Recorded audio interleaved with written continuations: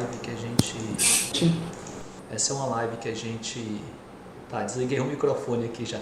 Essa é uma live que a gente vai transmitir para vocês e em uma proposta de melhorar um pouco essa aula, né? Que é um pouco difícil de aguentar o professor, difícil de, às vezes, até entender um conteúdo, trazendo pessoas que são do cotidiano, profissionais, né? Que trabalham, que têm a vida, um propósito para atuação e que utilizam da lógica para o raciocínio, para desenvolvimento dos pensamentos, para desenvolvimento aí, das ideias e principalmente das argumentações. Eu acredito que eu não vou conseguir ver todos aqui porque nós estamos transmitindo via Meet, mas pelo YouTube. E aí o que a gente vai fazer? A gente vai deixar a Laila, que nos assiste, que é a responsável, né, pelo representante de sala do terceiro ano, para que ela tenha aí a sua pergunta, caso você tenha uma pergunta para responder, né, para o professor Roberto ou para o pastor Guilherme, né? Caso você tenha uma pergunta direcionada, então durante as nossas conversas, eu gostaria que vocês, se possível, anotassem as questões e vão perguntando. Então, eu vou passar a palavra para eles no primeiro momento, eles vão se apresentar e depois a gente vai fazer aqui uma rodada sobre essa nossa proposta dessa live, tá bom? Eu vou começar com o nosso amigo Roberto, que é de fora, né, pastor? Vamos começar com ele, né? Roberto, se apresente em 1 minuto.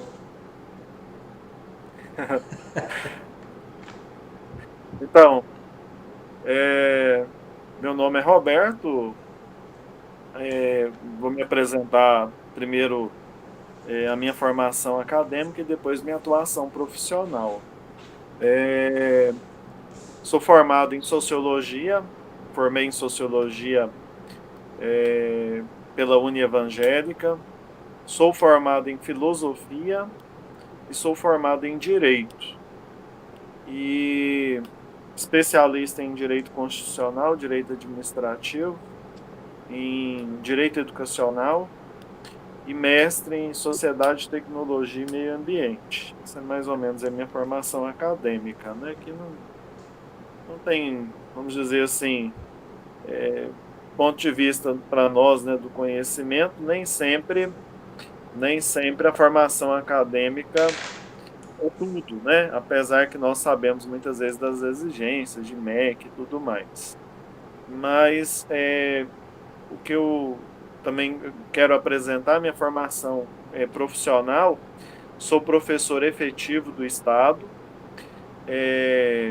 trabalho também em algumas faculdades, às vezes dando aulas em cursos de graduação ou pós-graduação. Já trabalhei na Unievangélica de Goianésia por 2 anos, né, no curso de Direito. E também sou advogado, atuo como advogado, né, tenho um escritório no centro de Goiânia, estou falando aqui de Goiânia, e o meu escritório é no centro de Goiânia, onde eu atuo também como advogado. Aí sim, eu vejo a importância da vida profissional.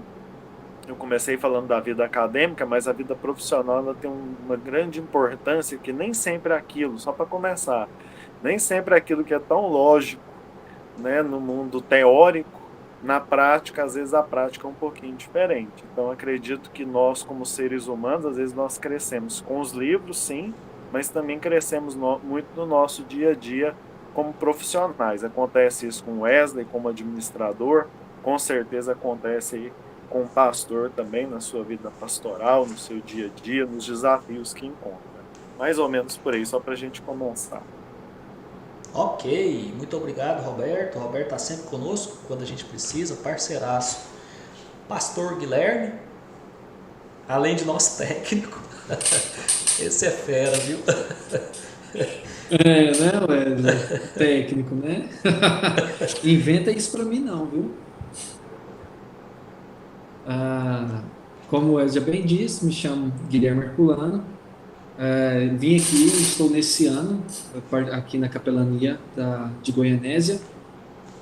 Desde 2018 já estou na associação, estava em Anápolis, na União Evangélica, na capelania. Minha formação, sou formado em ciência da computação e também formação em teologia. E estamos aí para poder ajudar e para poder somar. Está contigo, Wesley. Ok. Pastor Guilherme que faz o trabalho aqui de capelão. Esse negócio é bem complexo, né? A gente vê aí os atendimentos acontecerem, a vida dele é bem acelerada, digamos assim. Ok. Eu vou pedir primeiro, em primeira mão, para o Roberto, para que ele faça a sua primeira ponderação. A gente vai fazer por rodadas e, é claro, se surgir perguntas entre um de vocês e o outro, vocês podem ficar à vontade. Eu estou aqui só para mediar e quero atrapalhar menos possível, né? Então, a primeira proposta seria a gente fazer uma ponderação, né, sobre essa temática. A lógica em si, que vai atrapalhar aquela ideia, conceitualmente falando, dos pensamentos, né? Ou seja, a ciência que estuda as leis do pensamento, e aquela arte de você concatenar ou criar, né, aplicação e ter capacidade de desenvolver investigação para saber o que é verdade e o que não é verdade. Aí nessa linha, Roberto, eu vou deixar para você ir para o pastor, para vocês trabalharem esses dois pontos primeiro. Eu acho que seria legal o pastor falar do fundamento religioso e depois o Roberto falar dos direitos fundamentais. Mas eu passo para você, Roberto, para você iniciar sua ponderação, e depois a gente passa para o pastor Guilherme, que aí ele faz também a sua ponderação. Então, primeiramente a gente tem que entender a lógica, né, dentro da filosofia, ou dentro da ciência. Eu vou dizer assim, eu vou estender um pouco mais a questão da lógica, né? Vou ter uma visão mais geral, mais ampla da lógica. Primeira coisa, a filosofia, vou começar pela filosofia. A filosofia, ela é considerada aí a primeira de todas as ciências. Quem primeiro vai trazer questionamentos para a ordem, seja para o mundo religioso, né, da época, né? Vamos pensar lá na Grécia, 7 séculos antes de Cristo. Então, quem começa a trazer alguns questionamentos, buscando explicações não metafísicas, não fora do mundo natural, quem primeiro busca essas explicações, respostas naturais para o mundo natural, quem primeiro busca essas explicações é exatamente a filosofia. Com o desenvolver da filosofia, começamos lá com os filósofos pré-socráticos, como, por exemplo, Heráclito, como vários outros, Tales e etc. Com o desenvolvimento da filosofia, surge então, dentro da filosofia, surge a lógica como uma ciência que tenta estudar, resumindo aí, tenta estudar uma forma de encontrar o conhecimento verdadeiro, ou formas para aproximar de um conhecimento verdadeiro. É esse o papel da lógica, é esse o papel da lógica. Hoje, não acredito que não tem muitos erros, não tem muita falta de compreensão nesse sentido, quando nós falamos assim para alguém: seu pensamento está faltando lógica naquilo que você está dizendo. Ou seja, está faltando coerência, está faltando verdade, você está falando uma coisa, depois está falando outra. Então, assim, o papel da lógica é fundamental, acredito, para o desenvolvimento da ciência. Não existe ciência sem a lógica, assim como não existe ciência sem esse raciocínio lógico. E acredito também, conversando aí com o pastor Guilherme, acredito também que o pensamento religioso também tem uma lógica, né? A mensagem religiosa também, ela não pode ser incoerente. Incoerente não no sentido, porque hoje em dia tudo nós levamos para o lado da moral, né? Mas incoerente não no sentido moral, mas incoerente no sentido de falta de sistematicidade. Acredito que todas as mensagens religiosas, no caso aqui, conversando com o pastor Guilherme, acredito que todas as mensagens religiosas, no caso, a mensagem cristã, ela também tem uma lógica, né? Tem um fundamento. E esse fundamento do pensamento lógico cristão, com certeza, penso eu, pode ser que de repente o pastor tem uma visão diferente, ou talvez acrescente, ou talvez questione, não sei. Penso eu que essa visão, esse pensamento, desculpe, lógico, cristão, ele promove aí a dignidade humana e promove aí esses direitos fundamentais inerentes ao ser humano. Em outras palavras, a lógica cristã, acredito que tem um papel de promover a dignidade humana. Então, mais ou menos eu começo por aí, passo a palavra aí para o pastor ou para o Wesley, acredito que para o pastor, né? Pastor Herculano? Guilherme Herculano? Não, basicamente, creio que é isso que o Roberto disse mesmo. E eu quero fomentar algo aqui. Eu acho que não existe verdade sem lógica, né, Roberto? O que você acha? Existe verdade sem lógica? Verdade sem lógica. Vamos imaginar aqui se existe uma verdade sem lógica, ou uma lógica que não nos leve à verdade. Isso pode existir, né? Com certeza. Que não me leve a uma verdade. Mas a verdade sem lógica, eu tenho dificuldade, na verdade eu vou ser repetitivo, né? A questão é o seguinte, eu tenho certos receios quando nós falamos assim também, na verdade. Acredito que a lógica nos aproxima da verdade, mas às vezes eu tenho um pezinho atrás quando eu falo na verdade, porque de repente eu tenho uma verdade, o Wesley tem uma verdade, o pastor Guilherme tem uma verdade, e de repente nós podemos brigar, nós três, os três tendo a sua própria verdade. Então eu diria que toda verdade ela tem uma lógica, né? Pelo menos deveria ter, né? Eu prefiro perspectivas, né? As minhas perspectivas, elas devem ter uma lógica, e mais ou menos por aí.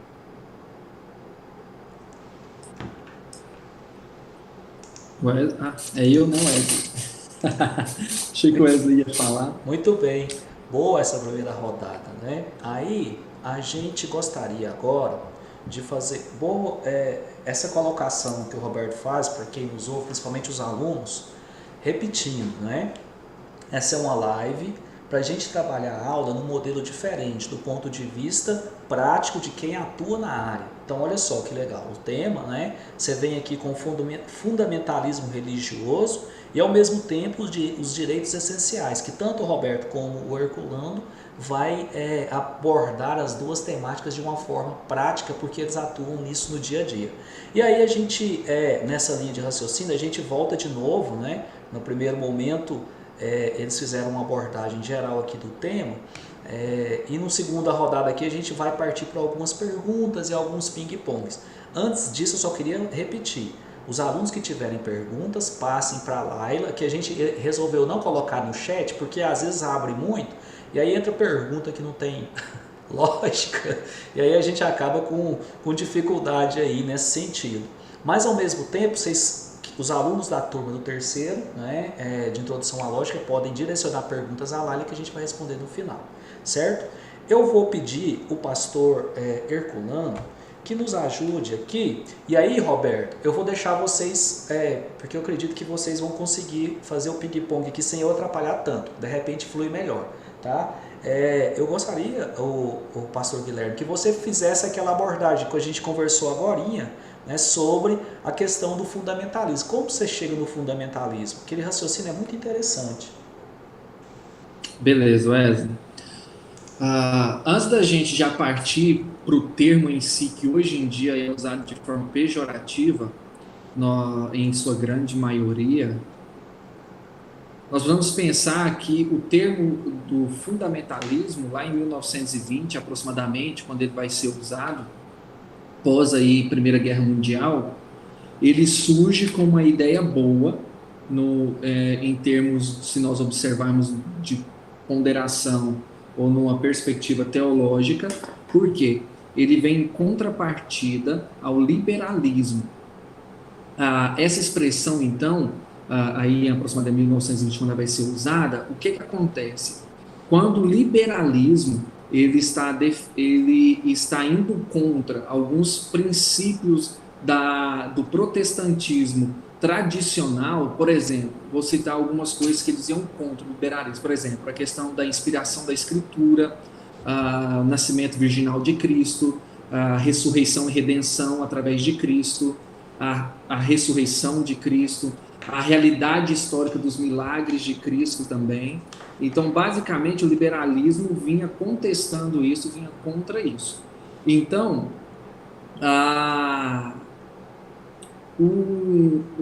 a galera americana, um pastor era do cristianismo americano, né, um pastor americano, no caso aqui, diz que era até um pastor batista, eles vão começar a levantar esse termo, por quê? Para vir contra a teologia liberal que estava sendo propagada até pelos seminários. Então, a princípio, foi tipo os cristãos históricos versus os cristãos liberais, a galera do liberalismo. Então, ele levanta para defender em base esses 5 pontos que eu acabei de falar aqui. Ressurreição, os milagres de Cristo, por aí vai. A grande questão é o quê? Que um perigo acontece depois, porque ele vai evoluindo e ele vai vai entrar na questão da política americana, e principalmente na direita, mais especificamente na direita, e esse desenvolvimento da política que vai aumentando agora, e vão misturando com outras coisas que não tem nem nada a ver com a teologia. E a partir daí, o que acontece? Há um corte no diálogo. Tipo assim, eu penso diferente, você é meu inimigo. Então, aquilo que começou a princípio parecendo que era bom, que era contra algo que estava surgindo do liberalismo, agora ele vem dividindo, e aqueles que têm um pensamento diferente do meu nem abrem diálogo para ele. Então, se nós pensarmos no início, na base do protestantismo tradicional, iniciou com uma ideia boa, mas ele foi se corrompendo quando foi misturando, trazendo outras coisas que nem tinha muito a ver com a teologia. E lógico, hoje o termo aí é usado para vários grupos, obviamente, nós sabemos aí vários grupos radicais também, Al-Qaeda, o Hamas, Talibã, Irã e por aí vai, né? Vários grupos que é usado aí, são considerados também fundamentalistas, que é essa ideia do extremismo, que já não há um diálogo, agora em si há uma guerra. Por exemplo, o Wesley ou o Roberto, ambos não têm as mesmas ideias ou não têm as minhas mesmas crenças, então vocês são meus inimigos, não há nem abertura para um diálogo aqui, mais ou menos assim. Então era algo que foi bom, e hoje nós sabemos que é muito bem, não muito bem, mas bem pejorativo o nome fundamentalismo. Mas eu quis trazer a ideia de como iniciou, porque existem algumas coisas que iniciam bem, mas depois, né, caminham de maneira errada. Wesley? Ou Roberto? Wesley, gostei aí da colocação do pastor Guilherme Herculano, né? É interessante quando ele trata do fundamentalismo recente, né? Talvez o termo aí aplicado ao fundamentalismo agora no século XX. Mas eu gostaria também de provocar um pouquinho, até para a gente desenvolver essa lógica, né? Primeiro essa base teológica. Aos alunos do direito, já nós vamos chegar na parte dos direitos fundamentais também. Mas essa base aí da reflexão religiosa não tem como a gente fugir. Pastor, gostaria assim, lembrando que em 1517, Martim Lutero teve um papel enorme, né? Estamos comemorando aí, se não me engano, 503 anos, né, em que ele defende nas suas 95 teses. O fanatismo, vamos pensar assim, vou ser bem direto e também trazer para os dias de hoje. O fanatismo religioso presente na Idade Média, esse fanatismo religioso, esse fundamentalismo, embora o termo na época não existia, né, mas esse fundamentalismo, esse fanatismo religioso presente na Idade Média, ele se faz presente nos dias de hoje. Qual foi o papel da Reforma Luterana naquele período e qual é o papel, vamos dizer assim, do protestantismo nos dias de hoje? Assim como, quero dizer o seguinte, assim como o protestantismo surge na época como uma forma de provocar, de exatamente quebrar aquele fanatismo, aquela visão única de religião, que até então a Igreja Católica era a dona da verdade, por isso que aquela hora que a gente falou em verdade eu fiquei um pouquinho com o pé atrás, né? A Igreja Católica era a dona da verdade, de repente surge uma nova verdade, ou uma perspectiva diferente, por isso que eu prefiro perspectiva. Então, assim, naquela época, né, nós pensando em Lutero, o papel do protestantismo na sociedade do século XVI e o papel do protestantismo agora no século XXI, no Brasil, 2020, qual é o papel, qual que é a lógica da mensagem cristã para a sociedade aí. Nós sabemos que existem várias igrejas que, não só cristãs, mas outras, que o senhor citou também, mas qual que é o papel aí, né? Sabemos que tem várias igrejas que assim, realmente batem muito na questão do fundamentalismo, da intolerância. Qual que é o papel, resumindo, qual que é o papel aí do protestantismo hoje à luz de Lutero? Boa, boa. E eu gostei muito do que o Roberto falou a respeito, embora não tinha sido cunhado o termo ainda, né, Roberto? Realmente, a gente vê que havia sim já antes. Nós vamos perceber que Lutero ele vai se conformar com o que estava. Na verdade, Lutero ele não queria sair da Igreja Católica, né? Quando nós vamos ver a questão, ele não queria ramificar para outro. Ele foi expulso, né? Nós sabemos disso, como herege e tal, por aí vai. Mas a ideia é o quê?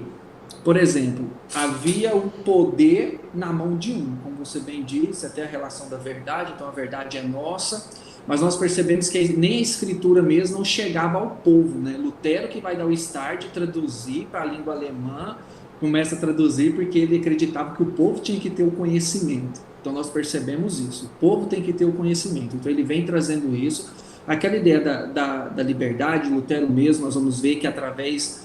é muito simples quando nós estudamos até mesmo a conversão de Lutero, podemos assim dizer, para fazer as 95 teses, por aí vai. Lutero está lendo a escritura em Romanos, por exemplo, e ele fala assim, opa, peraí, eu estou aqui me flagelando, eu me bato, eu faço isso aqui, mas parece que eu não encontro favor de Deus. Esse trem tá errado. Aí olha, peraí, parece para mim alcançar a favor de Deus, eu tenho que ir atrás de venda eu tenho que comprar as indulgências, por exemplo, né? Tenho que comprar minha terrinha ali no céu, me permita dizer assim. E você vai ver que ele inconforma, ele fica inconformado em relação a tudo isso. E nós vamos perceber, caminhando um pouco mais, o quanto que o protestantismo, por exemplo, ele foi muito importante até para o desenvolvimento das universidades. Grandes universidades que nós temos hoje em dia foram mosteiros que iniciaram também, tiveram um start aí em alguns mosteiros. Por quê? Por exemplo, nós temos os monges escoceses, o Virchow, que é um filósofo indiano, acho que o Roberto deve conhecer, ou já ouviu falar, o Virchow. Teve até ano passado, né, em Anápolis, na União Evangélica. Ele trabalha, ele mostrando, por exemplo, ele fala o quanto que os monges escoceses, se eu não me engano, o quanto que eles ajudaram no desenvolvimento de grandes países. Aí ele vai dizer a respeito da Suíça, da França, da Alemanha e por aí vai. Que os caras tiveram a ideia de que, opa, peraí, nós não temos, a nossa responsabilidade não é só levar a questão da espiritualidade, mas nós precisamos também levar a educação. Nós vamos levar a educação para o povo. Então nós vamos vendo isso no passado mais distante, né? Não tanto na questão da reforma, mas um pouco antes, só para mim pegar a ideia aqui. E nós vamos vendo então, a ideia que Lutero vem também, trazendo essa ideia do conhecimento, de poder não se limitar simplesmente naquilo que estão dizendo, me permita dizer assim. Ele vai fazer o quê? Vou buscar o conhecimento, e esse conhecimento tem que ser dado ao povo também. E aí, quando nós vamos ver agora, em pleno século XXI, parece que alguns ciclos se repetem. Não sei se vocês concordam com isso. A gente fica até meio assim, porque... Aí a gente pergunta, será que é necessário ter uma outra reforma? O que é necessário a gente, né? Eu estou percebendo isso aí, porque a gente fala assim, cadê todo aquele princípio? Parece que quando vai ficando longo, vai passando o tempo, o povo vai se esquecendo. Ainda mais hoje, e hoje nós estamos falando sobre lógica, né? E parece que nós não estamos pensando, nós agimos e não pensamos, nós buscamos muito fazer e esquecemos da essência no ser. Aí a grande questão é, nós precisamos, não, todo cristão não é fundamentalista, nós não precisamos generalizar. A galera não está aí querendo bater em todo mundo e matar todo mundo, podemos assim dizer. A grande questão é que nós ouvimos notícias, aí parte a questão da lógica, nós ouvimos notícias e tomamos aquilo como verdade. Ah, não, então todo mundo é isso? Não, todo mundo é aquilo? Não, para aí, vamos refletir. Por exemplo, se nós pensarmos na escravidão, na questão de escravos, me fugiu a memória, escravidão, obrigado. Na escravidão, se nós pensarmos no direito da mulher, por exemplo, o protestantismo tem muito a contribuir nisso. Por quê? Como que nós vamos olhar para o Oriente Médio, por exemplo, e dizer dos homens que não valorizam a mulher, ou da não valorização, por exemplo, não, nasceu uma menina aqui, ela é, no Oriente Médio, por exemplo, ela é na Ásia, por exemplo, ela é uma criança de sexo feminino, vamos sacrificá-la ou vamos jogá-la para lá. Aí, eu quero entrar, e o Roberto me ajude nisso, é quando nós pensamos em alguns valores absolutos, e eu creio em alguns valores absolutos, em princípios éticos absolutos, por exemplo, a valorização da vida. Quem vai chegar lá na Ásia e vai falar a respeito que aquela criança que nasceu, mesmo sendo uma menina, que na ideia deles não vale de nada, ela tem valor? Percebe? Então, é onde, aí perguntando, a pergunta do Roberto, que eu penso que nós precisamos entrar. Que o protestantismo, ele traz princípios que tem que entrar nisso. Não é só na questão da espiritualidade, mas é na questão de defender a vida. Defender a mulher, defender o negro, valorizar a galera, porque dos grupos aí que não são valorizados, eu não tenho nada contra eu me doar por causa de um grupo específico. Só que a questão é aquela, se eu cair no fundamentalismo, eu não tô nem aí para nada. A minha verdade é a minha verdade, as mulheres da Ásia que, né, não sei se eu posso falar essa palavra aqui, mas se lasquem para lá, me perdoe, pode, né? Pode. Se lasquem para lá. Ou, por exemplo, eu vou ter um pouco mais fundo. Às vezes nós questionamos tantas coisas, mas às vezes o cara que está consumindo uma pornografia, vamos pensar nisso, ele está contribuindo para quê? Para aquelas mulheres que são pegas e são escravas sexuais. Às vezes não acha, mas existem pesquisas, por exemplo, que 1/3 da pornografia que existe, 1/3 dessas mulheres que estão lá, elas são mulheres que estão como escravas sexuais. Então a grande questão, cadê eu lá? Cadê eu para poder entrar nisso? Cadê? Será que eu vou ficar só fazendo teologia de banco? Será que eu vou ficar só de banco, eu faço na minha cadeira? Eu vou ficar... Eu e o Wes, nós conversamos muito isso. É muito fácil, me deixa dar um exemplo, daquela menina, por exemplo, de 12 anos, gente, 12 ou 10 anos, que teve recente, que ela foi estuprada pelo tio, né? Mais ou menos essa idade aí. É muito fácil eu ficar sentado aqui falando o que eu bem quero. Mas aí eu ajudar, eu ir atrás, eu estender a mão, eu acho que essa é a grande questão. E o protestantismo nos ajuda a olhar para o outro de maneira diferente. Como eu disse no início, a respeito, quando foi usado em 1920, né, a respeito do fundamentalismo, a grande questão é essa. Nós vivemos de uma forma que aquilo que começou bem, que poderia caminhar bem, a gente deixa se perder. E os princípios vão ficando, não sei o que vai acontecer. Nós temos muito essa facilidade de nos perdermos naquilo que era bom e parece que aquilo que tinha valor já não tem valor mais. Então, tanto olhando para aquilo que foi feito na Reforma Protestante como hoje, nós precisamos sim mudar muitos paradigmas e paradigmas que não são sadios, que estão aí e que ferem muito o homem, o ser humano em sua essência. E agora o Roberto vai falar sobre direitos fundamentais, né, que preservam aí a questão da vida também. Acho que nós precisamos pensar muito a respeito disso. Eu sei que andei muito, né, Roberto, mas eu acho que a gente tem que, a gente tem que ir abrindo, né? Eu acho que não é só já chegar, não, por causa disso, mas ir pensando um pouco mais e questionando. Raciocínio perfeito, né, Roberto? Eu, eu, eu peguei aqui a Laila, que está vendo a gente, né? Ela fez uma observação aqui, professor, que legal. Casou com o tema da primeira aula sobre o período renascentista, né? E início da reforma protestante e filosofia. Olha que legal, tanto que é interessante quando a gente discute um tema tão amplo, né? Roberto, vou deixar para você. Então, bem colocado, né? Também vejo a importância da gente ter essa visão panorâmica. Isso faz parte da lógica, né? Essa visão panorâmica, essa visão geral, para a gente poder entrar, e às vezes, em aspectos específicos. Agora, entrando um pouquinho, trazendo para o direito, né? Para a área do direito, mas também pensando nessa questão religiosa, eu vejo o seguinte: primeira coisa, para os estudantes aí, né, para os nossos companheiros aí que pelejam aí com o direito, primeira coisa, a gente pensar, já que o tema é lógica, fundamentalismo religioso e direitos fundamentais, primeira coisa, a gente pensar nos direitos fundamentais. O pastor já começou colocando aí, falando dos direitos fundamentais.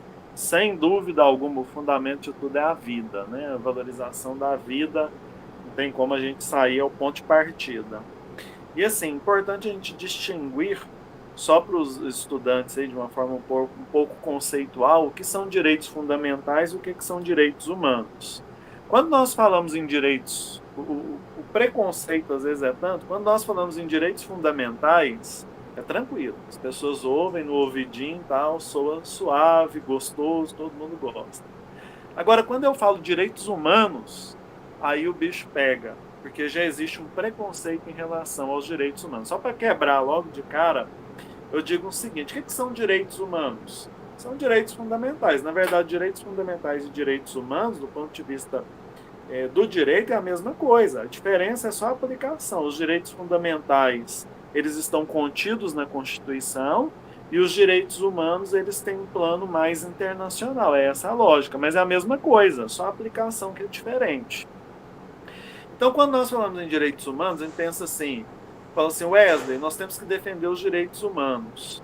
Aí vai aparecer um monte de gente com um porrete na mão e vai bater na gente, porque os direitos humanos são direitos de bandidos. É isso que a gente ouve, né? Os Datenas na vida e etc. defendem isso. Os direitos humanos são direitos de bandidos. É uma visão mesquinha, tosca e muito... que minimiza muito o que são os direitos humanos. Direitos humanos, quando você... Acho que o Wesley trabalha, ele recebe 13º e férias. Recebe, Wesley? 13º férias, você que está aí participando com a gente, querido aluno e aluna, você tem, sei lá, FGTS, você tem direito a férias remuneradas, descanso semanal remunerado, tudo isso faz parte aí dos direitos humanos, né? Então, quando nós falamos aqui, só para deixar isso bem claro, quando nós falamos aqui do ponto de vista do direito, direitos fundamentais e direitos humanos, é nessa dimensão que nós estamos dialogando. Se uma hora aí o pastor defender os direitos humanos, ele está defendendo a dignidade humana, não tem nada a ver com direito de bandido. É bom a gente deixar isso claro, porque fala assim, porque o fundamentalismo religioso ataca os direitos humanos. Ataca. Se você vai lá, como bem foi citado, né, você vai de repente num país islâmico e que tem grupos radicais, ali a vida humana não tem valor nenhum, né? Então ali é um atentado contra os direitos humanos, né? Ali é um atentado contra a vida, atentou contra a vida, nós estamos atentando contra os direitos humanos. E eu vejo, talvez agora eu já vou preparar aqui para jogar também para o pastor, eu vejo assim, eu sempre fui fã de Lutero. Sempre admirei Lutero. E acredito que a própria Igreja Católica já passou por momentos tentando rever essa visão que ela tinha de Lutero. Lutero já foi um demônio, depois ele já foi o pior demônio, depois ele passou a ser um demônio intermediário, depois um demôniozinho assim mais fraco, depois ele já passou a ser admirado. Acredito que uma hora ele vai acabar ainda sendo canonizado. Eu gostaria de ver isso, né? Brincadeiras à parte. Brincadeiras à parte, mas quem sabe, né? Vai que dá certo. Mas eu vejo assim, a essência de Lutero, se a gente pega os períodos anteriores, século XIII, XIV, tudo isso influenciou Lutero. E esse humanismo presente em Lutero, como o pastor colocou, não basta, vou usar o termo de pastoral, né? Não basta evangelizar, é necessário promoção humana. Não basta abrir a Bíblia e falar de Deus, é necessário dar educação, é necessário dar alimento, é necessário eu preocupar com aquele trabalhador que em plena pandemia não está recebendo salário. Então eu vejo, não sei se o pastor concorda comigo, mas eu vejo às vezes duas lógicas diferentes. Uma lógica daqueles, por exemplo, que querem construir templos, que querem acumular, que querem falar de uma prosperidade, essa é uma lógica, esse é um pensamento lógico e que se fecha, às vezes, ao que está externo, que é externo à igreja, né? Se fecha internamente e esquece o que está lá fora. E eu vejo uma lógica que é um pouco, parece que os grupos são menores. Não vou arriscar números aqui, mas uma lógica diferente daqueles que evangelizam, mas que estão preocupados, em primeiro lugar, com o aspecto humano, em promover gente, ao invés de construir templo, tá ali ajudando aqueles que passam fome, que passam necessidade, aquele que está sofrendo ali para, sei lá, para terminar um ensino superior, aquele que está sofrendo, que está passando fome, que não é atendido nos hospitais, né? Eu acredito que esse humanismo ele faz parte da mensagem cristã, seja ela de qual denominação ou de qual igreja for, né? Então essa é a mensagem cristã. Existem essas duas lógicas, pastor Guilherme, existem essas duas lógicas, e qual delas está mais em sintonia com a lógica, no caso do cristianismo, e qual delas está mais impregnada dessa lógica do fundamentalismo religioso? Não sei se expressei bem a pergunta, mas acho que você entendeu aí a reflexão. Expressou bem e foi excelente. Com certeza existem as duas, e infelizmente predomina a do ajuntar. A do ajuntar predomina, infelizmente. Só que nós fomos pensar, aí me permita falar a respeito de Cristo, que é nosso exemplo, obviamente, a gente vai perceber, que é o nosso exemplo maior, a gente vai perceber nele que Jesus era muito claro quando ele ensinava e quando ele fazia algo, que ele estendia a mão antes de dizer, não faz isso.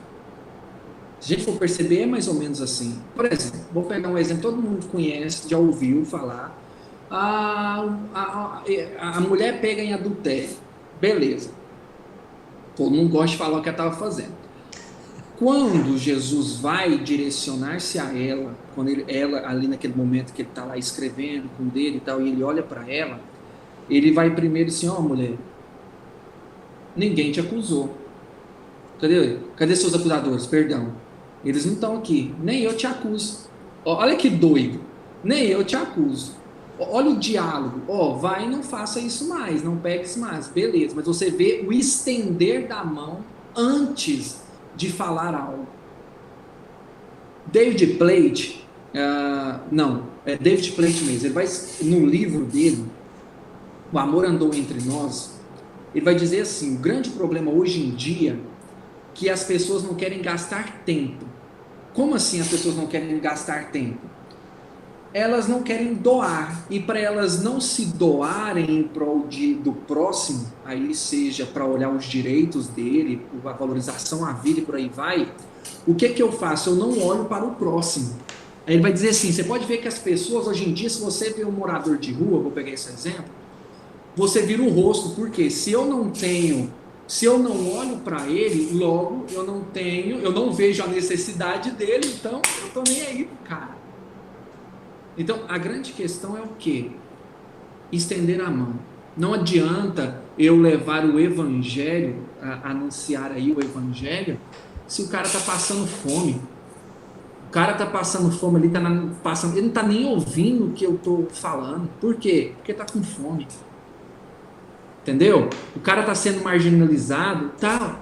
Não, então eu preciso ajudar, eu preciso levar, eu preciso estender a mão. Eu preciso entender que não é simplesmente o falar, mas as minhas ações precisam estar em coerência a isso. Então eu preciso me preocupar. Aí eu entro numa questão aqui, que eu falo muito, sempre que eu tenho oportunidade eu gosto de conversar com as pessoas. As minhas ideologias, acho que eu estou fugindo um pouco, mas tudo bem. As minhas ideologias, elas não são maiores do que o ser. Do que o ser que eu digo, o ser humano. E Roberto, você consegue perceber isso? Por exemplo, aí a gente está no fundamentalismo. O que eu acredito é muito mais, vale mais do que você, Roberto. Estou nem aí. Então, se for necessário, eu até te mato, cara. Se for necessário, eu faço o que for necessário contra a sua vida. Por quê? Porque o que eu acredito é muito maior. E não é assim. O ser humano tem muito mais valor do que as minhas ideologias. Então, se eu estou construindo, eu só quero construir, eu só quero ter, que ideologia é essa que eu estou tendo? Do ajuntar, igual se for construir templos, fazer não sei o que lá, fazer não sei o que lá, enquanto o que está do meu lado está passando fome. Enquanto do meu lado, aí, por exemplo, seja a galera, vamos pegar o movimento LGBT, certo? Um cara que é do grupo apanhou ali, os caras veem gente fundamentalista e rebentou o cara, e eu olho pro cara e falo, não tem nada a ver não, porque ele até, a expressão, ele até desce o pau no mim. Cara, e daí? O valor da vida é maior. Então, é essa ideia de estender a mão. Eu preciso primeiro estender a mão. Porque se eu só ficar falando por aí, uma verdade que todos nós sabemos, as pessoas estão cansadas de tanto ouvir. Estão cansadas. Por quê? Está faltando muitos exemplos. E aí, infelizmente, entra naquilo que você falou. Nós vemos muitos exemplos que não são bons. E aí, infelizmente, a galera generaliza. Mas existem muita gente boa e estendendo a mão. Por mais que podem ser poucos, mas existem. E eu espero que aumente. Que Deus nos ajude aí, que isso possa aumentar. Ok, pegando gancho aqui já, Wesley. Você pediu folga, então eu vou te dar um pouquinho, vou te dar um pouquinho de folga aí. Então, só para fechar essa questão, concordo com o pastor Guilherme, né? Por exemplo, se nós analisarmos aí todos os evangelhos, Jesus não tem nenhum confronto. A lógica de Jesus não entra em confronto com a lógica dos pecadores. A lógica de Jesus, ela entra em confronto com os doutores da lei, com os mestres da lei, com os fariseus. Aí sim, aí a lógica de Jesus, ela entra em confronto. Você citou né, essa questão bíblica. Leonardo Boff também, ele coloca muito isso. Ele fala aí dessa questão da compaixão e do cuidado. A essência não é nem do cristão, a essência do ser humano é a compaixão e o cuidado. O que é a compaixão e o cuidado? O nosso ser, ele se constrói exatamente com a compaixão e o cuidado. É assim que nós nos construímos, né? O ser, a compaixão e o cuidado. Qualquer ideologia que me leve na contramão da compaixão e do cuidado leva à negação da própria essência, à negação do próprio ser. Então essa é a lógica humana, antropológica, filosófica, essa é a lógica humana, né? A essência, o ser humano, ele está muito ligado com essa questão da compaixão e do cuidado. Então, nesse sentido, o fundamentalismo religioso, eu diria também o fundamentalismo político, mas não dá para entrar no fundamentalismo político hoje, porque o nosso tema, né, já é muito abrangente. Mas o fundamentalismo religioso, ele bate de frente, né, exatamente com essa lógica da compaixão e do cuidado. O fundamentalismo religioso, ele destrói, né, não destrói muitas vezes o corpo, não destrói, muitas vezes sim destrói, mas algumas vezes não destrói o corpo, mas às vezes destrói o psicológico, né, agride, bate de frente com o ser humano. E eu acredito que a mensagem de Cristo não tem nada, me corrija se eu estiver errado, mas a mensagem de Cristo, a lógica de Cristo não tem nada a ver com essa lógica do fundamentalismo, assim como a lógica, sei lá, do judaísmo não tem nada a ver, às vezes, com o judaísmo que é colocado em prática, assim como acontece com o islamismo também. Acredito que, né, o Alcorão, ele não necessariamente ensina esse fundamentalismo. Acredito que o fundamentalismo ele é construído exatamente porque vai entrar de acordo com os interesses humanos. Eu tenho medo, pastor, vou ser bem franco, talvez eu não tenha expressado isso, mas eu sou muito franco, eu tenho muito medo da religião institucionalizada. Parece que a pregação de Cristo ela não é tão institucionalizada. Não que as instituições todas sejam ruins, mas é só assim, uma visão, uma análise um pouco crítica em relação a isso. A religião institucionalizada e a religião humanizada são duas lógicas diferentes, né? Às vezes a instituição ou o partido político eles podem nos levar a essa visão unilateral. Faço gancho, estou falando muito, mas só pegando a lógica aí, a ciência, o desenvolvimento da ciência promoveu muito a fragmentação do conhecimento. Hoje o nosso saber é muito fragmentado. E essa fragmentação do conhecimento muitas vezes nos faz apegar algum conhecimento solto e a partir daí esse conhecimento nós generalizamos e levamos isso como se isso fosse a verdade absoluta. Isso aí é a base para qualquer tipo de fundamentalismo, seja político ou seja religioso. Essa visão, tem uma nova teologia que ajuda bastante com um olhar mais, inclusive às vezes é criticado, a lógica de uma teologia mais holística, essa visão do todo, ela tenta fugir dessa fragmentação, enxerga o todo. Por exemplo, só para exemplificar, o ser humano, aí eu faço a ligação da lógica da religião com a questão ambiental. O homem, uma visão fundamentalista vai dizer que o homem é o centro de tudo, o homem deve explorar tudo, a natureza foi feita para o homem, os animais foram feitos para o homem, então eu posso derrubar água, eu posso matar os animais e posso servir-me dessa natureza.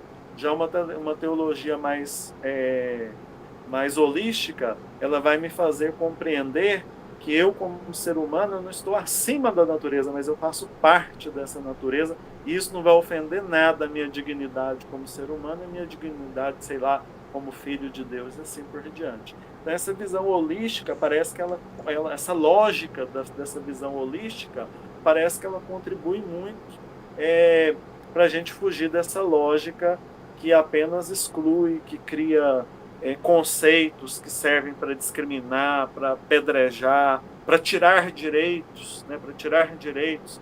O Papa Francisco foi muito criticado pelas falas dele nas últimas semanas, né? Quando ele tenta acolher. Em 2003, eu falei isso num outro momento, em 2003, o Papa João Paulo II escreve um documento sobre o homossexualismo, sobre a homossexualidade, desculpem. Lá ele falava o quê?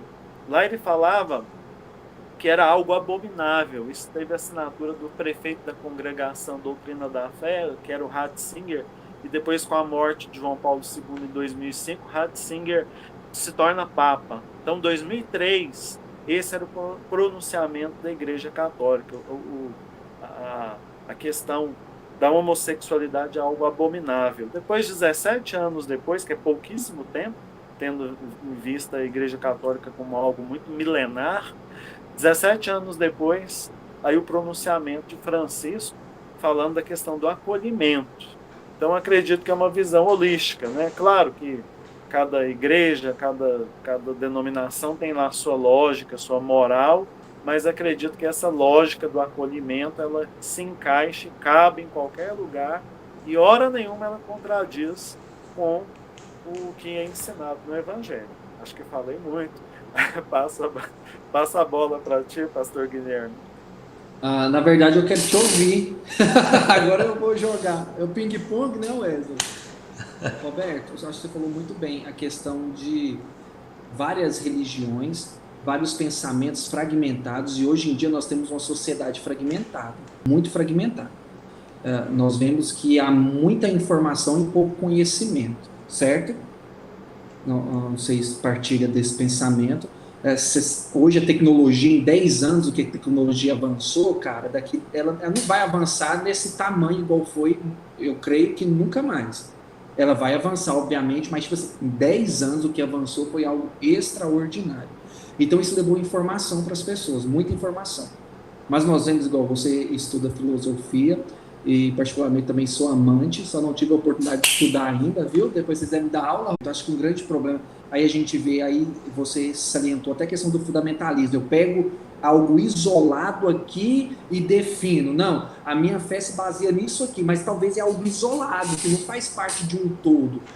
Vamos pensar no protestantismo, por exemplo, às vezes na igreja, que é onde eu estou inserido também, obviamente. Às vezes a pessoa pega um versículo específico e toma como verdade, cara, mas está fora, fere toda a hermenêutica da perícope que está inserida, do capítulo que está inserido, do livro que está inserido, dos 66 livros, e ainda você vê a questão histórica da época ainda, entendeu? Então, o que você pensa a respeito disso? Será que tem um caminho de volta ainda, de uma lógica para poder mudar essa situação? Boa! Muitos questionamentos aí que realmente são angustiantes. Eu tô rindo por causa da angústia. Eu tenho essa angústia também, tá? Essa angústia, eu vejo assim, qualquer pessoa aí hoje, né, que tem assim um pouco mais de senso crítico, a pessoa passa por essa angústia, né? Você bem colocou a questão da Sagrada Escritura, a pessoa pega lá um versículo isolado e aquilo ali é uma verdade absoluta, esquece dos gêneros literários, inclusive, né? Tem livro na Bíblia que é livro histórico, tem livro que é livro poético, né? Tem livro que é uma linguagem apocalíptica, então tem que saber separar tudo isso. Então veja assim, o conhecimento hoje fragmentado, eu diria, ao mesmo tempo que o conhecimento é fragmentado, ele é superficial. E eu questiono muito, pastor Guilherme, a questão do papel aí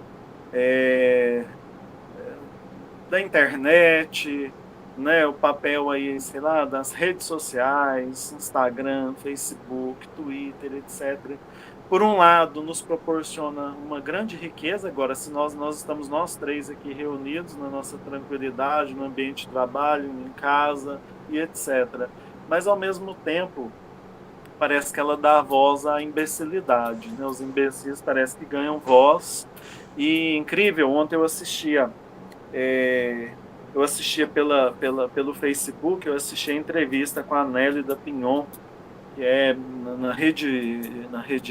na Cultura, na Roda Viva, e eu observava os comentários, a mulher falando de literatura, falando das obras dele, e o pessoal estava discutindo Lula e o pessoal estava discutindo Lula e Bolsonaro, entendeu? Então assim, é uma raiva.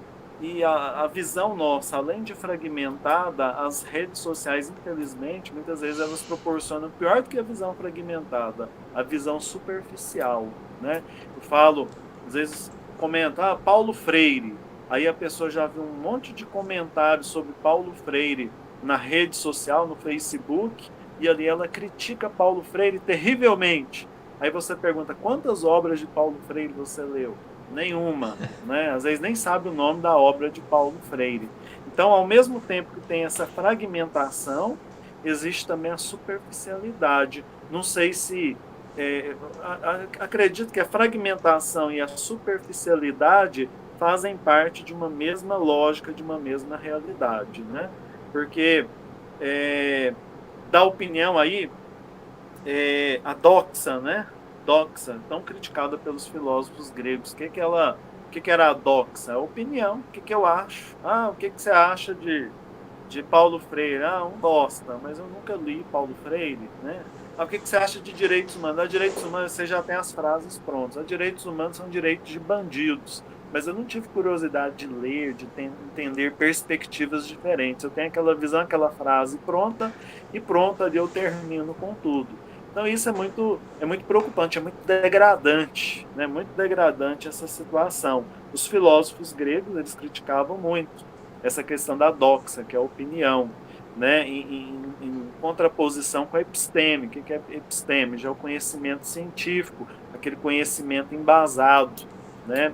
Então a lógica, ela vem nos trazer esse conhecimento epistêmico, né? Um conhecimento científico, que mesmo que esteja fragmentado o conhecimento científico, ele vai nos levar a aprofundar. E quanto mais eu aprofundo, mais eu vou perceber que eu tenho que ter uma visão panorâmica, né? Nós começamos a nossa lógica hoje da live, foi essa. Quando nós tocamos no primeiro assunto, o pastor Guilherme já falou logo de uma visão geral a respeito do fundamentalismo para nos situar. Então, a visão panorâmica juntamente com uma visão mais que a gente tenta aprofundar. Então, aí, terminando aí, o que nós podemos fazer, né? Eu acredito muito no papel da importância da formação humana e a formação intelectual, né? Acredito que a igreja que você participa, que você está à frente, ela vai ser enriquecida com muito, né, beneficiada com esse crescimento humano e intelectual. Não só a igreja, mas também todos os meios onde nós estamos. Como nós somos superficiais. Aí eu vou citar Nietzsche para finalizar. Nietzsche, ele chama assim de moral de rebanho. O que é moral do rebanho? O Wesley sabe que de vez em quando ele caminha nos lugares aí que tá cheio de gado. Aí, mas eu tô falando gado no sentido de tem que ter cuidado que a gente fala isso. Os termos hoje são tão os termos são tão pejorativos. Pensei nisso agora, viu? Tem que explicar bem, né? Gado no sentido de eu não tô... Explica. Mas voltando para Nietzsche, quando ele falou, não existia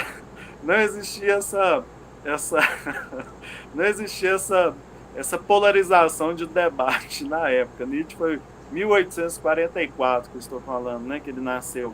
Mas Nietzsche fala na moral do rebanho. O que é moral do rebanho? Aqueles que pensam de uma forma superficial e que não chegam às raízes das coisas, né? Não chegam à essência das coisas. Eu me conformo com o que é dito para mim, mas eu não pergunto. Alguém fala para mim isso é certo ou errado, eu aceito aquilo como certo e errado. O grande problema nosso é o excesso de fé nesse sentido, né? Também tem que ter cuidado. Tudo que fala eu acredito, né? O que são as fake news? Exatamente isso. Tudo que fala eu acredito. E Nietzsche lá ele já falava dessa questão. A moral de rebanho é o quê? O excesso de acreditar. Tudo que me fala eu acredito. Isso é bem, isso é mal. Tem a obra dele, Além do Bem e do Mal, que ele vai questionar exatamente isso. O que é o bem e o que é o mal? Por que alguém um dia falou que uma coisa é um bem?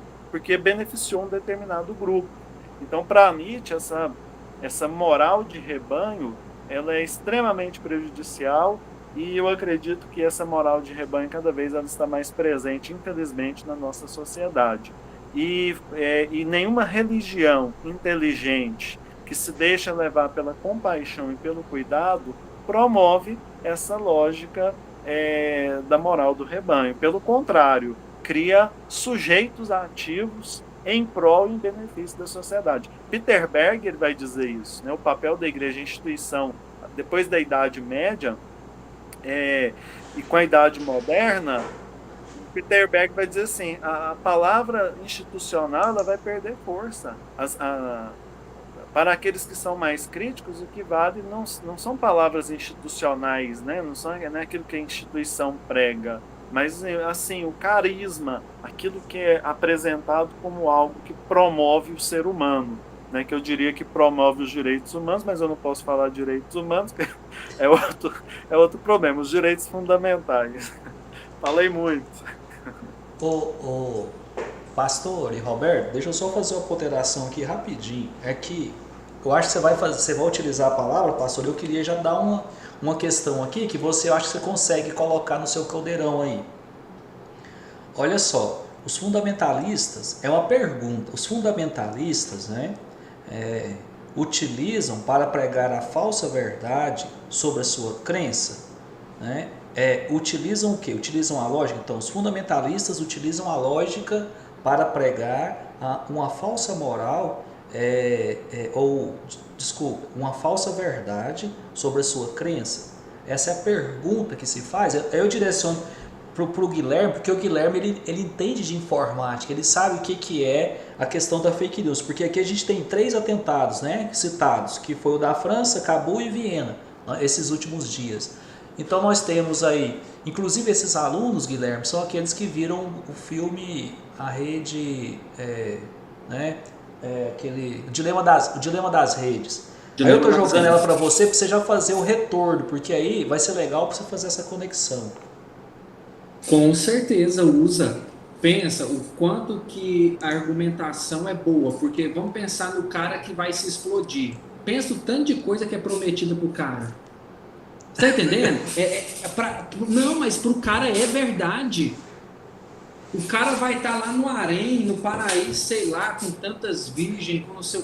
Você tá percebendo? A persuasão é muito grande. Pode falar. Eu vou atrapalhar só um pouquinho. Só para o Clóvis de Barros Filho, filósofo, professor da USP, ele não aceita isso. Ele fala assim, não é possível. Como que os caras vão se arrebentar sabendo que tem 7 virgens esperando ele? Chega lá, ele vai ter que ensinar alguma coisa. Ele reclama disso. O Clóvis de Barros, ele reclama disso pra caramba. Ele fala, não podiam ser 7 virgens. Se fosse 7 mulheres mais experientes, seria melhor. Desculpa. Foi só pra se distrair um pouco. Pode desligar seu microfone. Que isso? Não, e usam, cara. E muitas vezes são usadas as necessidades das pessoas. As necessidades. Eu tava assistindo um episódio, eu não sei, eu acho que era FBI, a série. Eu assisti, e olha o que aconteceu. Teve um grupo extremista, eu não lembro qual que era, que estava lá na série, mas o que eles estavam fazendo? Eles pesquisavam meninas que sofriam bullying na escola e tal, alguma coisa assim, e um cara com a foto bonita, que nem era ele, entrava e começava a trocar ideia, e vinha conversando com ela, ia levar ela não sei para onde. Então aquela pessoa que é marginalizada, ela não tem muitos relacionamentos, ela agora se sente acolhida. Aquela pessoa que não é olhada com um olhar de amor, embora não esteja, que ela está sendo usada, manipulada simplesmente, ela agora se derrama. Então a persuasão é tão grande, ela vai. E é interessante que nesse episódio, o atentado terrorismo nos Estados Unidos, elas iam ser usadas para jogar um spray, uma comida, e tinha um tipo de uma bactéria lá que matava as pessoas em questão de minutos. Só que o que os caras faziam? O spray, depois de 5 vezes que você apertava ele tinha como se fosse uma coisa que te levantava, como se fosse um alfinete, e furava, e a pessoa que também fazia, morria também. Olha para você ver o quanto. Então isso aí é uma verdade. Os caras usam a persuasão, usam não sei o que lá. Igual, por exemplo, me permita dizer, nós estamos na época de política, certo? O que a galera faz? Eu não sei se vocês concordam. Eu não concordo. Eu pego o cara, coloco o cara do meu lado aqui e falo, nesse eu confio, vote nele. Aí o que o Roberto falou, a questão da massa, do gado, né? Naquele sentido, tá bom? Deixa eu explicar aqui também, no sentido que o Roberto falou. Quem pegou só esse pedaço, assiste o resto anterior. Então eu coloco o cara aqui e falo, voto nesse cara, ou eu quero manipular uma massa, e eu não ensino as pessoas a votar, a ser consciente, a procurar entender o que o cara está propondo, ou o que o cara já fez, o que o partido do cara propõe. Não, por quê? Porque é mais fácil falar, não, vota nesse. Aí entra naquilo que o Roberto falou, a gente burrifica, parece, não sei se existe essa palavra, mas burrifica o povo, entendeu? E vai ajudando nessa manipulação de massa, e e por aí vai. Eu acho que é isso, não eu vou falar muito, vocês perceberam que eu fico até aqui, né? Porque eu fico irado com isso, fico irado. Roberto, o que tu quer falar aí? Eu ireis, mas não pequeis, não vou pecar, deixa eu só irar. Boa. A gente tem que fazer uma observação. Eu vou só fazer de novo aqui. Caso alguém tenha alguma pergunta, eu prometi à turma que a gente vai até 10 horas, né? Pra gente não Eita, estender então muito. A gente tem que tem o mais Roberto 20 entrar. minutos, não é isso? Aí o que que acontece?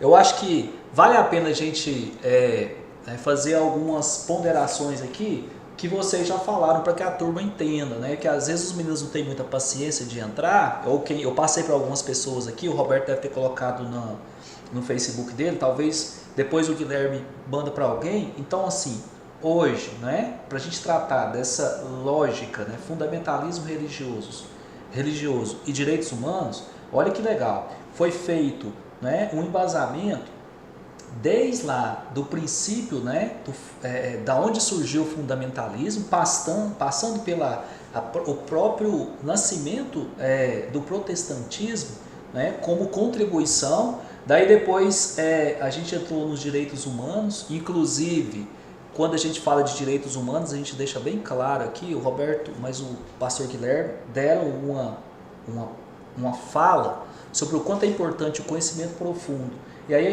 quando a gente fala de direitos humanos, antes de pensar em bandido, pense em alimento para pessoas que não têm o que comer, né? Foi isso que eu notei. Aí eu deixei outra frase aqui também do pastor Guilherme, que fala: ideologias não são maiores do que o ser, né? Que vai trabalhar a questão humana. Aí o Roberto puxa o gancho, vai lá para o Leonardo Boff para falar do cuidado, né? Dessa ideia do cuidado. E inclusive eu achei interessante a ponderação, olha só isso aqui, para os alunos e alunas, né? Com relação à lógica. Qual que é a lógica do judaísmo, do islamismo, né? A gente falou de outro, a gente chegou a falar de outras religiões. Será que é essa lógica violenta, né? Ou será que é outro tipo de lógica? E aí o Roberto veio falar, mas o pastor Guilherme também dessa questão da religião humanizada e da religião institucionalizada, que eu achei muito legal, que vai tratar talvez um tema muito interessante, que inclusive para a galera aí do direito, eu vou colocar na prova para a gente abordar esse assunto, porque ele é muito interessante da gente se pensar. E por fim, eu vou voltar para vocês de novo, para a gente tentar fazer um fechamento em função do... Eu acredito que a gente já fez um fechamento legal, mas o tema é abrangente. Eu acho que a gente pode voltar um pouquinho e tentar, mesmo que o pessoal vai achar ruim, falar um pouquinho sobre a questão de qual a lógica real dos direitos humanos, né? Num país igual o Brasil, né? Numa sociedade igual essa nossa. Eu creio que o Roberto pode. Falei muito já, né, Roberto? Eu também falei muito. Mas vamos lá, a lógica. A Ló fala um pouco, depois o Guilherme termina aí. E eu acredito, né, e nós partimos de perspectivas novamente, né, porque eu estou falando que é assim, a minha perspectiva, eu tenho uma perspectiva, o Wesley tem outra, o Guilherme tem outra, e eu acredito que a grande carência que nós temos hoje no Brasil é exatamente nessa capacidade de saber reconhecer o valor das diferentes perspectivas, né? Eu não querer enxergar apenas o preto e o branco, mas eu saber compreender que a lógica vai além do preto e do branco. Entre o preto e o branco existem milhares de tonalidades de cinza, né? Então essa seria a lógica tão necessária, talvez hoje, para o Brasil. Quando nós pegamos a Constituição, vemos que o Brasil é uma república, né, uma democracia. Então nós podemos perceber o seguinte: o fundamento da democracia é exatamente o pluralismo, é exatamente essa possibilidade de existir várias formas diferentes de se pensar, né? Acredito que o Brasil e os Estados Unidos, principalmente, outros países também, mas vou citar que as eleições estão próximas, tanto no Brasil quanto nos Estados Unidos. Os Estados Unidos está acontecendo agora, né? Nós estamos vivendo um empobrecimento muito grande, exatamente por causa da polarização política, né? A polarização política nos Estados Unidos, que historicamente ela é mais antiga, né? Republicanos e democratas, e aqui no Brasil agora com essa história de esquerda e de direita, né? Então, a polarização, a lógica da polarização, Wesley, essa lógica da polarização, ela traz um empobrecimento muito grande para a sociedade, não só no aspecto material, mas no aspecto cultural, político e educacional. Então, a partir do momento que nós polarizamos, essa lógica da polarização, ela é exatamente a contramão de tudo que nós dizemos aqui, que nós estávamos falando aqui hoje no decorrer da live. Né? Então, acredito que o acadêmico do direito, os acadêmicos das universidades, aqueles que estudam lógica, devem colocar isso nas suas mentes, né? Trazer isso para as suas vidas, né? Mais do que colocar na mente, colocar no coração, trazer isso para a vida. Existem perspectivas diferentes.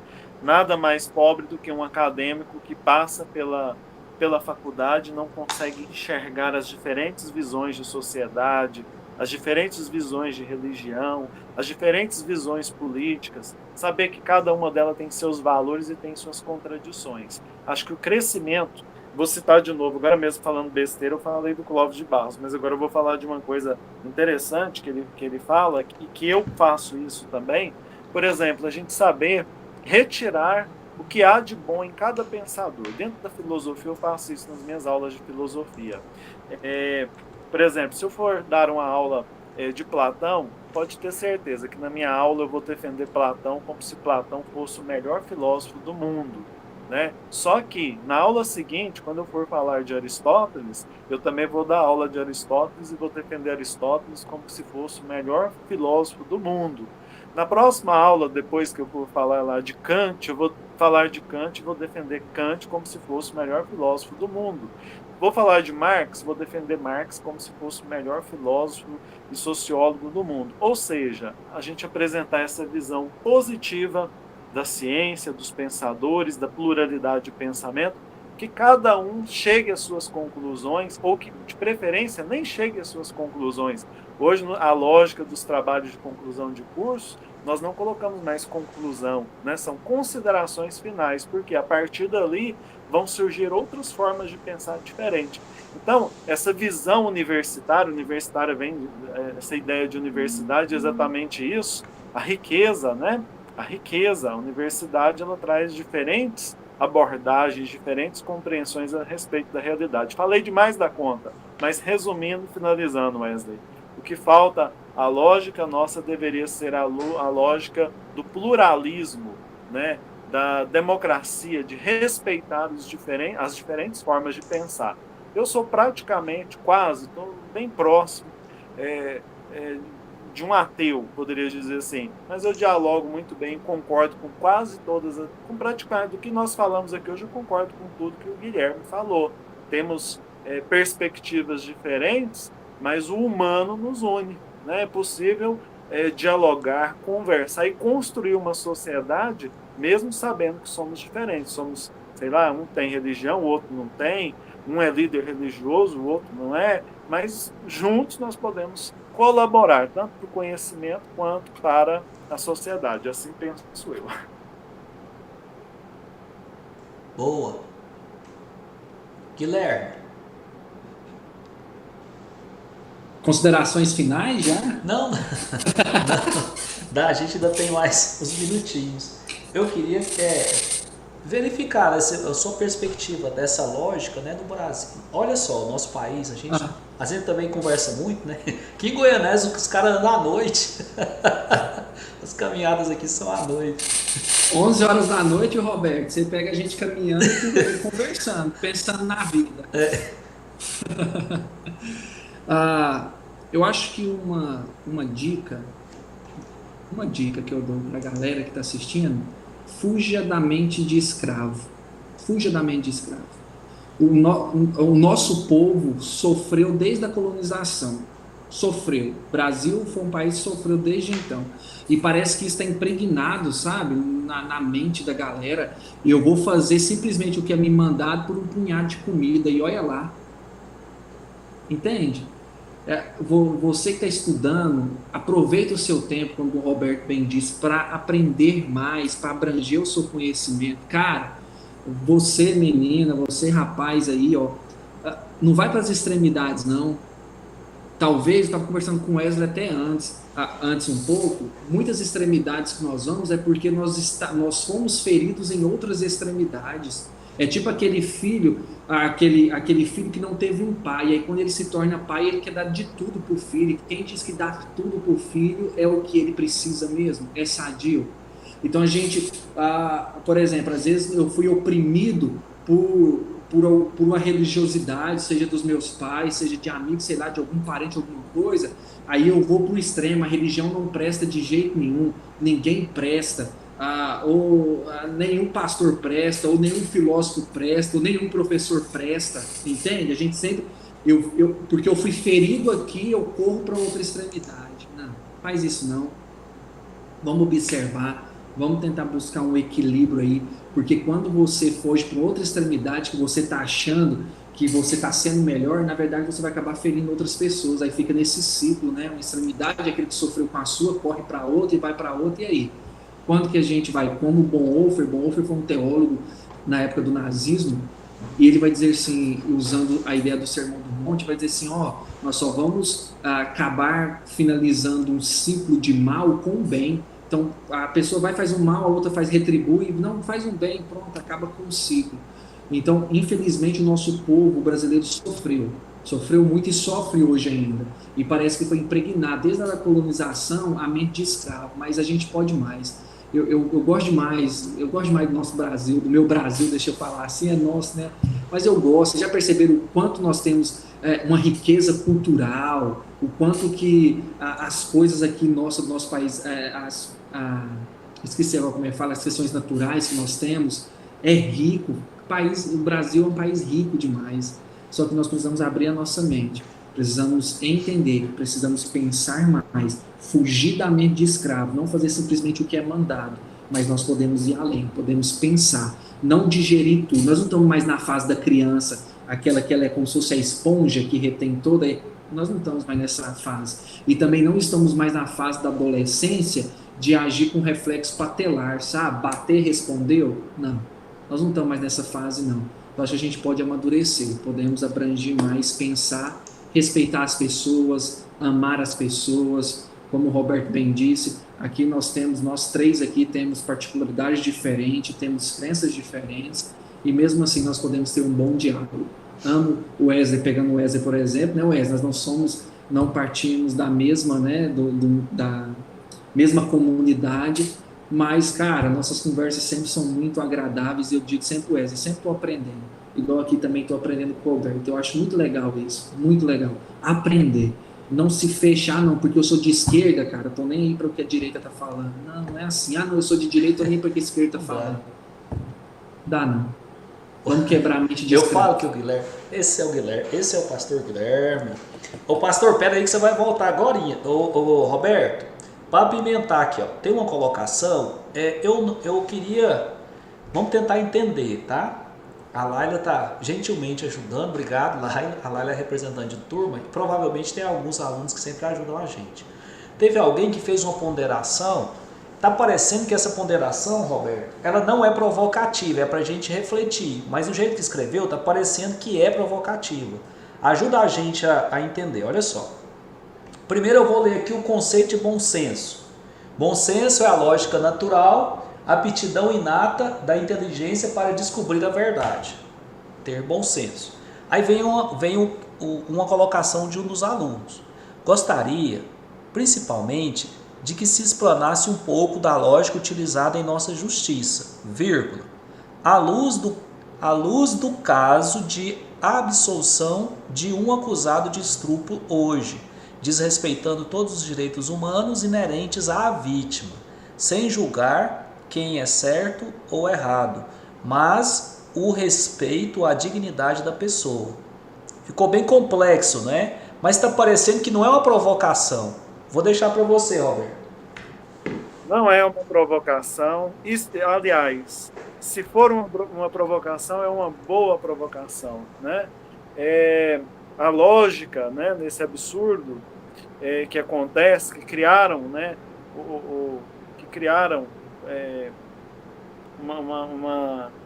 chamaram de estupro, ocorreu um estupro e amenizaram e depois absolveram. Coisa assim, esdrúxula, né? Deu para ver porque o empresário tem dinheiro, ele se sobrepôs, humilhou. Existe uma lógica, sim. Concordo plenamente com essa colocação. Foi Ajuda muito só, bem feito. só ajuda a gente Hã? aqui, Roberto. Esse é um caso real, então. É um caso real que Ah, legal, aconteceu. beleza. É um caso real Só que só dá ocorreu. uma sintonizada pra gente aqui, por favor. Ah, Não precisa certo. necessariamente de escrever nomes e tal, só pra gente ter uma noção.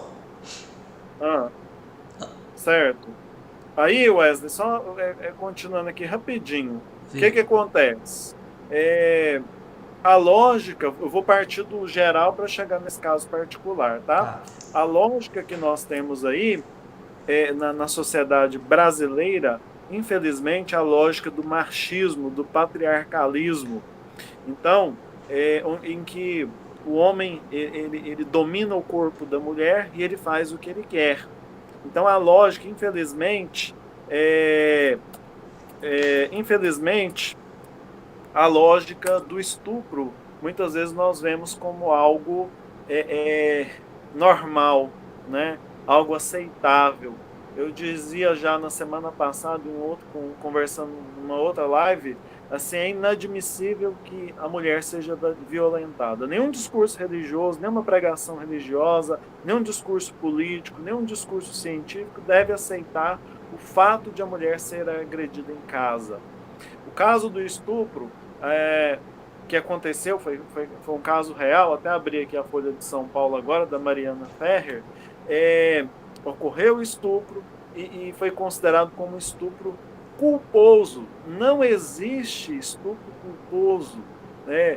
Existe estupro. O estupro culposo foi uma forma assim, que inventaram para poder inocentar, entre aspas, aí, o estuprador, porque é um homem poderoso, rico, que tem dinheiro e que praticou o crime, entendeu? Então a lógica do machismo, do patriarcalismo, tem uma obra de Jorge Amado, não sei se eu vou lembrar o nome agora, Teresa Batista, Cansada de Guerra, e que esse livro, gente, é um dos piores livros da literatura no sentido assim de mostrar a questão do estupro e da violência contra a mulher. Um coronel que existia, o coronel ele carregava um colar no pescoço com as pedras, e cada mulher que ele tirava a virgindade, ele acrescentava uma pedra naquele colar. E as histórias, assim, na literatura, nessa obra, as histórias são terríveis, né? Mas que Jorge Amado, observando a realidade, ele escreve esse livro, né? Então é isso, Teresa Batista, Cansada de Guerra. É o que acontece no Brasil de hoje. A mulher é violentada, a mulher é estuprada, o corpo dela é dominado e a mulher, infelizmente, cada vez mais subjugada. É lamentável o que aconteceu, né? Não existe essa tese de estupro culposo e a sociedade brasileira é machista, sim. Nos interiores, essa cultura machista parece ser mais forte. Nos lugares onde, infelizmente, as pessoas têm dinheiro, deveria trazer uma outra lógica, mas não traz, é a lógica do machismo, sim, que o homem tem que comer, que o homem tem que estuprar e que o homem é o bambambam. Lamentável, muito lamentável mesmo, é uma tristeza enorme esse fato, essa colocação aí. O aluno que fez, ou a aluna, não sei, está de parabéns, muito bem colocado, muito bem atualizado, uma crítica que cabe, que encaixa perfeitamente dentro daquilo que nós estamos falando. A lógica é essa, resumindo, a lógica do machismo, que está presente sim no nosso dia a dia, que a gente tem que superar essa lógica. Guilherme, ótimo, Roberto. Guilherme, eu sei que você também tem uma ponderação aí. Eu acho que dentro do que o Roberto falou, e principalmente naquela questão dos direitos fundamentais, aí eu saliento novamente a questão da ética e de valores absolutos, do absolutismo, e não cair no antinomismo ou no generalismo. Por quê? Porque quando a gente até olha aí, como o Roberto falou, os direitos fundamentais, aí me corrija se eu estiver errado, que é onde vocês conhecem, né, bem mais, quando se define alguns direitos fundamentais, a gente vê que eles não se prescrevem, não podem ser renunciados, não podem ser violados, e eles são universais. Acho que é mais ou menos isso, né, Roberto? Então, olha para você ver, cara. Então, quando vem vindo o relativismo, cara, e vai quebrando algumas coisas, os caras começam, não obviamente eles, mas eu digo assim, vai entrando a ideia. Aí pode ser que uma criança, vamos pegar uma criança que é violentada, uma criança que tem 10 anos, 8 anos, foi com consentimento, entendeu? A criança queria fazer aquilo, ou não, ou porque a mulher ela queria ser violentada porque estava andando com um short curto. Olha para você ver, você está entendendo? Então eu acho que uma linha tênue, porque quando eu vou relativizando tudo, no meu pensamento, se eu vou relativizar, vai quebrar até os direitos fundamentais. Talvez eu possa estar errado, o Roberto me corrija, mas eu penso que vai também quebrando ele. Então eu faço o que eu quero, quando eu quero, eu sou ilimitado e estou nem aí para o ser, que foi o que nós falamos antes. Então, se eu não tiver valores, se eu não tiver direitos fundamentais, direitos humanos que defendam a integridade da pessoa, infelizmente, gente, a verdade é que daqui para frente a coisa vai ficar muito mais bagunçada. É sério. Justamente por causa disso. Porque eu relativizo e ao relativizar, eu não vou colocar limites. Como serão definidos até onde eu vou? Aí entra o que o Roberto falou, aí eu posso fazer o que eu quero com a mulher, eu posso fazer o que eu quero com a criança. Teve um caso, uma vez, para encerrar, que um pai, teve uma reportagem a respeito disso, já tem muito tempo, que um pai falou que ele que deveria tirar a virgindade da filha, que ele que era o digno de tirar a virgindade da filha. Olha só para você ver, cara. Porque ele era o pai. Olha só. Entendeu? Então eu penso assim, se nós não tivermos valores definidos, fica difícil, porque o homem é complicado. O coração, aí eu vou pro coração. O coração do homem é inclinado ao mal. Então, se eu não tiver um negócio para refrear, fica complicado. Não sei se deu para entender, não sei se eu viajei, mas... Show de bola, show de bola. Eu costumo, às vezes, fazer algumas brincadeiras na sala de aula, e a gente faz, inclusive, para alertar, né? A gente fala, olha, você está namorando alguém que tem posicionamento machista, tome cuidado, né? Às vezes acontece de virar lá caso de televisão, caso de polícia, isso é muito sério. Porque quando no namoro um jovem já se acha dono de uma menina, né, ao ponto de achar ruim ela sorrir para outro cara, né, melhor sair fora. E aí eu tenho até aqui eu vou fazer a leitura na íntegra, né? A gente não fala o nome, mas eu vou fazer a leitura na íntegra de uma pessoa, um aluno que falou aqui, ó. Hoje, o medo que a gente tem de ser mulher no Brasil é difícil, porque não dá para sair sozinha, né? Nem para consumir, por exemplo, uma jovem, né? Por exemplo, se ela sair sozinha e ainda consumir um pouco de bebida alcoólica, já se julga que ela né, uma mulher fácil, né? Então, uma colocação bem feita aqui de um aluno que nos ajuda a entender como é esse processo. E eu vou, para a gente finalizar, né, para não ficar mais longo, senão a gente vai ficar aqui muito tempo, eu vou voltar para vocês considerações finais e nos ajudar, né, a pensar de uma forma